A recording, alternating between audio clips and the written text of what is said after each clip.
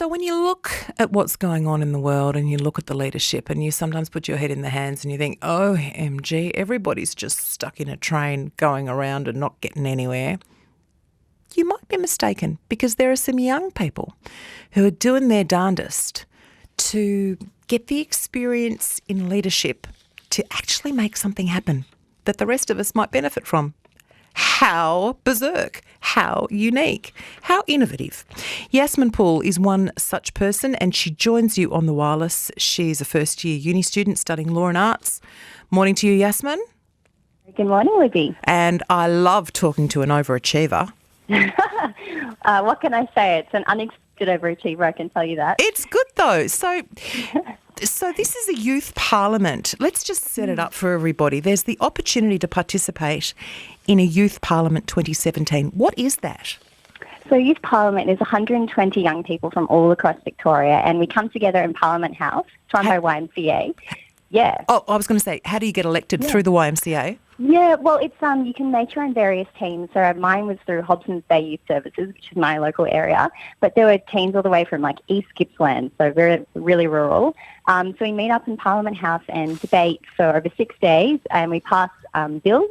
And if they do get passed, it goes up to the state government. So we spend lots of time preparing our own bill. And if it gets passed, which ours fortunately did, it's heading off to the relevant MPs. That sounds incredibly interesting and almost like something could happen. Yes. Well, actually 25 bills have been passed in the past. So all the, I think, things ranging from, wearing a bike helmet and that kind of stuff. So, it's definitely a chance to become real legislation. And you were named Best Speaker in the Legislative Assembly. Yes, I was. I was absolutely shocked, but really thrilled. How does that happen? Did they take a vote on the floor? Did you need to lobby other members, or was there some sort of presiding speaker who looked at you and thought, that girl's got the gift of the gab? I'm not entirely sure about the voting process. I believe it was by the people that would oversee it, the people, the organisers and other people that would run it, and they all took a vote. So thankfully I didn't have to go begging people to vote me in. So it was a big shock, but a really welcome one. Well, I have no doubt that you are the best speaker on the floor, but when we're not sure about the voting process, then we find ourselves in, United States territory here. We don't know whether Russia intervened. We don't know if someone took emails. Thankfully, I don't think we have a Russia in the Legislative Assembly or any concept of email, so that was totally fine voting process. So tell me about your proposed bill that's been picked up by the state government. Yeah, so ours is actually a very kind of random one that you wouldn't expect. So in our area in Port Phillip Bay, there's a really invasive species. There's a big pest called the Northern Pacific sea star.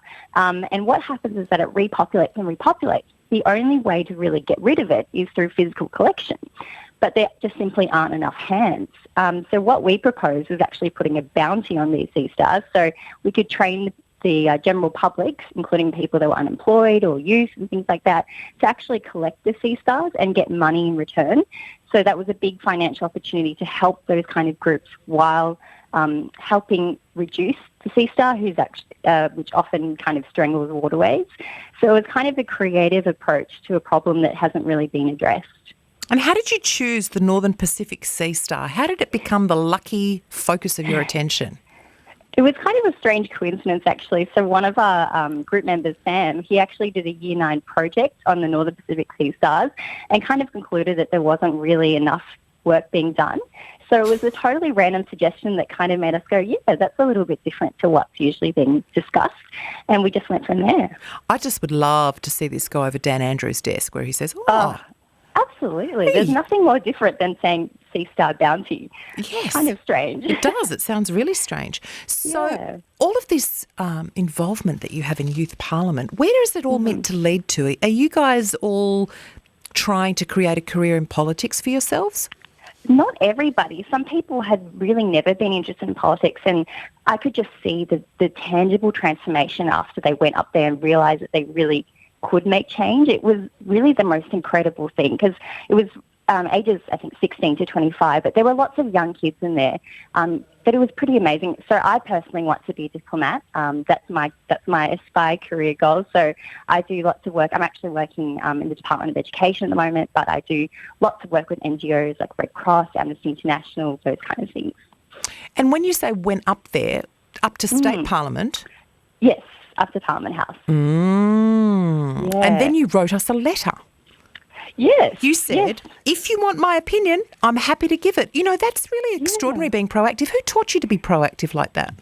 Definitely my father. Absolutely my father. He always taught me take risks and really put yourself out there for opportunities. And I figure it's really important to hear young people's opinion and young people's voice, because sometimes it isn't heard. But I think Youth Parliament was really a testament to how young people should be heard, because they have so much to say. I'm sure they do, but are they aware of how big people's parliament, you know, adult parliament, old farts parliament operates, and want to do it differently? I think they really were. Oh, gosh, it was amazing sitting in there and, you know, hearing the hears or shame, you know, read the bill. We really got into it. So I think they had a really deep understanding. But some of the ideas presented really just stunning. All things, for example, like having a fixed postal address for the homeless so they could receive communication and that kind of thing. So really creative ideas coming through. It's good to hear. I'm so glad, Yasmin. You give me hope. Thank you so much for writing to us. Not a problem. Yasmin Poole, Best Debater for Youth Parliament in 2017. It looks like the future mightn't be as gloomy as we might have thought.